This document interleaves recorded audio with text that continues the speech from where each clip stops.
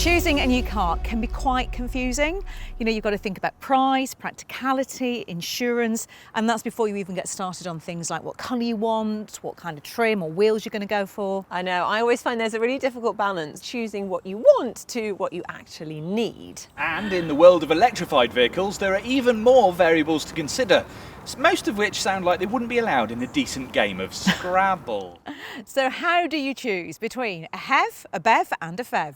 Now, if what Ginny's saying sounds rather confusing, don't panic, because we are here to clear the air and help you make the right decision when it comes to choosing a car. But let's start with the basics. So first of all, we just need to figure out what it's all about. That's kind of a big question, Ginny. I'm talking about electrified cars, obviously. And obviously these three Hyundai IONIQs. Now, they look identical from the outside, but they actually have three different forms of motivation. So how can we tell the difference? I just look at the badges. Apart from by the badges. And they're different colours. Apart from the colour as well. They're all different.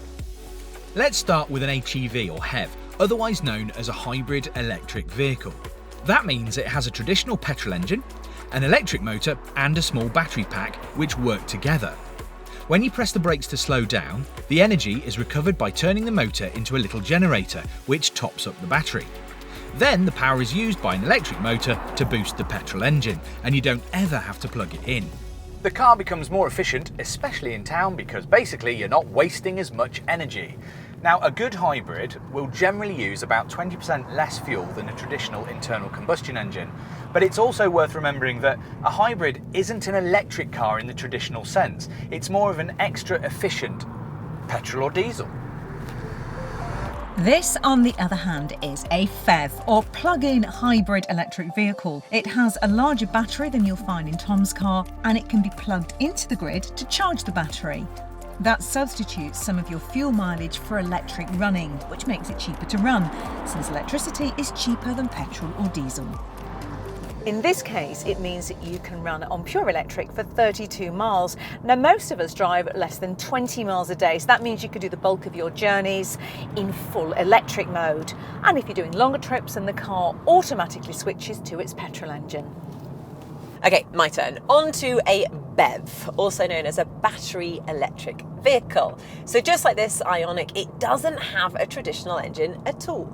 Instead, it has a big battery pack with an electric motor, so you never fill up with fuel.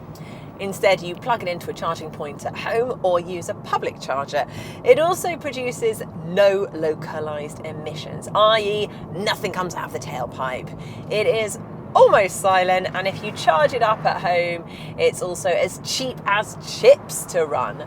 The Hyundai IONIQ will do about 36 miles on a single pound's worth of electricity, which is about the quarter of the cost of running a petrol or a diesel engine. Sounds like we should all just go out and buy pure electric cars then, right? Except it's not that simple. It never is, because there are pros And cons with every style of drivetrain. I'll start. A hybrid is basically exactly what you're used to, except a little bit more efficient. You use it exactly like a petrol or diesel car, you can fill it up at a normal petrol station, and you never have to worry about charging or range anxiety. A hybrid will always be less efficient than a PHEV or a BEV. But a hybrid is also cheaper to buy, so you have to do some maths to figure out what works for the way you use your car. Lots of long journeys to towns across the country? Then a hybrid might work for you. But I think the normal hybrids are starting to look a little bit old school these days. A PHEV is more expensive than a straight out hybrid, but it can run for much greater distances on electric power only. And if you're a business user, then a plug-in hybrid can attract some serious benefit and kind advantages. It's also as convenient as a hybrid, because if you can't charge or you're doing longer journeys, it just uses the engine. In a lot of ways, it's the best of both worlds. But is it the best? Well, besides all the environmental benefits, a pure electric car is better for you.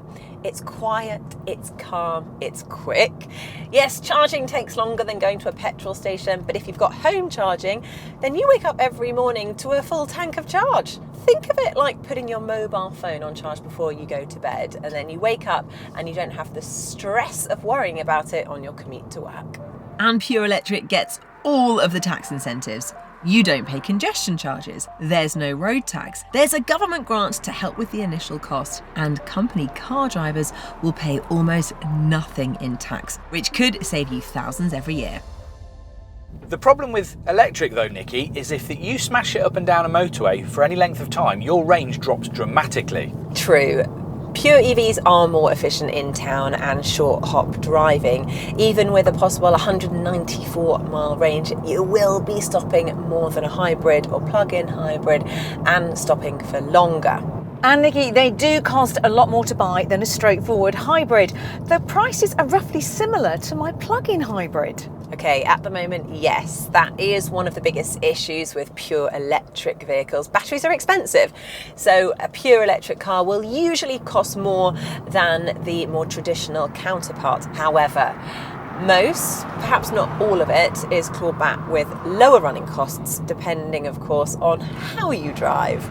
So the real issue here isn't which version of the IONIQ powertrain is better than the other in terms of what it does or how it drives. It's about how you use your car. You know, exactly. It's horses for courses. You've really got to think about, with electrified cars, what your lifestyle is like, how you use a car in order to get the best out of it. That's it exactly. You know, I look at my driving style, I live in London, so for me, I think electric is the right choice. I won't have to pay for things like congestion charge. And if I look at the whole cost of the car over the lifespan, then it's definitely going to be cheaper for me than driving any engine car. Here he is. That is worth remembering when doing your sums, but there is one thing you've forgotten. That hybrid costs way less than your EV, which would leave me with a massive budget for fuel. In fact, that thing actually does 625 miles to a tank, and it also manages 62.8 miles to the gallon. Okay, but can I just bring up the whole point of the plug-in hybrid? Yeah. Okay, so you've got the range there when you need to do longer journeys, if you're doing a lot of motorway driving, but if you have access to charging at home, you also have the option of running on pure electric as well. So, you know... See, the problem with it is I'm leaning towards agreeing with you. Could you repeat that? Well, I just, you know, short journeys, those little pops to town, it's all electric. And then when you do the longer stuff, which is obviously important to me, it's an engine that's quite efficient. A hybrid possibly still has a place if you're banging it up and down a motorway, but I think I'm leaning towards PHEV and Ginny. Yeah, but also, let's not forget, charging is only going to get faster and more convenient. There are loads more public charging stations popping up all over the country. So I think overall, for me, it's got to be electric. You know what? I think you're convincing me. Particularly when I consider that these two, the full battery electric and the plug-in hybrid, are actually quite close in price. And that does have an excellent range. I'm going electric too. You're both wrong. It's the plug-in hybrid because you get best of both worlds. I can't win in this place. Just ridiculous. It's not wrong or right, it's just what's right for you.